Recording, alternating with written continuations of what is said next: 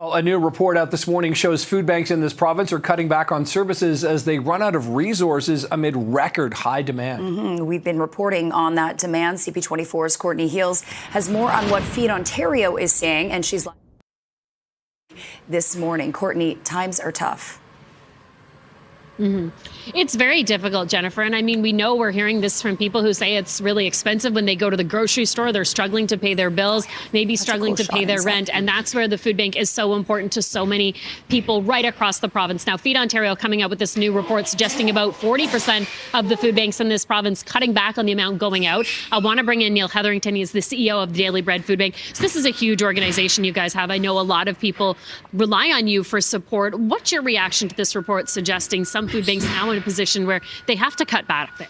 Well, it's not surprising. And here at the, right across the province, we have heard from colleagues who have had to do that already. They've moved from, providing 7 days worth of food every month to 6 to 5. In Toronto, we anticipate that number to decline beginning in 2025, where we at the Daily Bread serving food banks really right across the city are going to have to start to reduce the amount of food that we've got, simply because the numbers continue to rise and we haven't seen the policy interventions that are needed in order to stop that. So you're not cutting back just yet, but you guys are prepared to do just this next year in a matter of a month. That's right. And so we've made the plans, and it's unfortunate.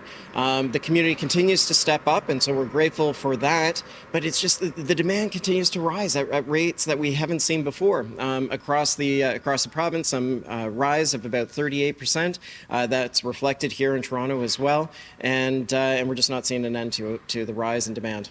In this report, it also suggests 1 in 4 people in this province are employed and going to food banks, but you're seeing that demand even higher in the Toronto area. Yeah, in Toronto, you're seeing that at about 50%. And that's the infuriating part to me. 60% have a university education, a college or university education. And so they did everything right. They went to school, they got a job, they're working hard, and yet they still have to rely on food charity.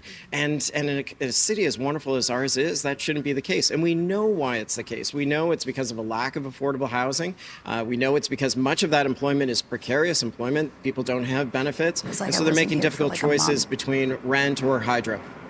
Lastly, I know this is a really busy time for your food bank. I mean, behind you, we see, they're moving some of the food skids, the donations coming in. You're asking people to give during the Christmas season. How confident are you'll be able to reach your goal this year, given how many people are struggling to pay their own bills? Well, I have a lot of faith in the community, and the community has supported the Daily Bread Food Bank, so we're very hopeful that people will continue to.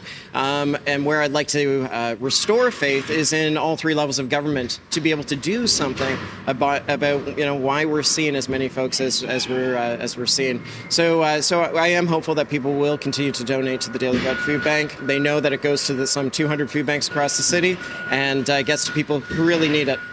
Neil, thank you so much. And thanks for letting us come in so early. You can see Nick and Jennifer behind me. It is a hub of activity because, a lot of people are working to ensure the food is available for people who need it right now. And keep in mind, more than 1 in 10 Torontonians relying on food banks just like this one to get by. Over to you.